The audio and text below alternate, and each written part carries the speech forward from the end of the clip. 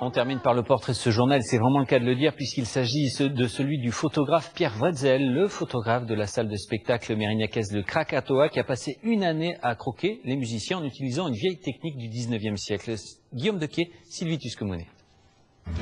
U-Roy a laissé une trace indélébile lors de son passage au Krakatoa en février. Son concert, bien sûr, mais aussi un portrait où l'âme du Jamaïcain jaillit véritablement du cadre. Pierre Wetzel en est l'auteur. Le photographe a ressuscité une technique du 19e siècle. Les clichés sont fixés sur du verre grassin liquide, le collodion. C'est un médicament en fait au départ. Et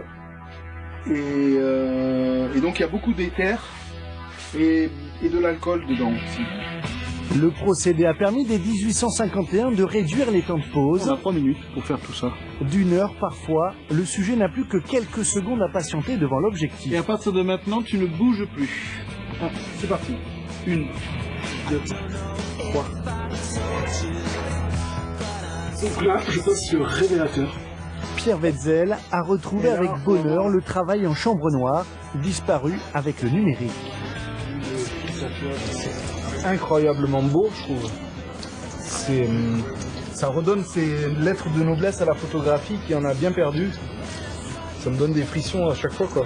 Les 70 portraits exposés à la médiathèque de Mérignac sont uniques. Les imperfections donnent du relief aux photos. Les clichés semblent d'un autre âge. Là, on est plutôt sur les années 1850 à 1880.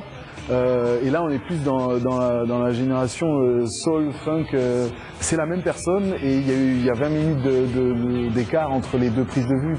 La technique du collodion humide, qui n'aura été utilisée qu'une trentaine d'années, retrouve vie 135 ans après, grâce à Pierre Wetzel, qui se sent l'âme d'un pionnier.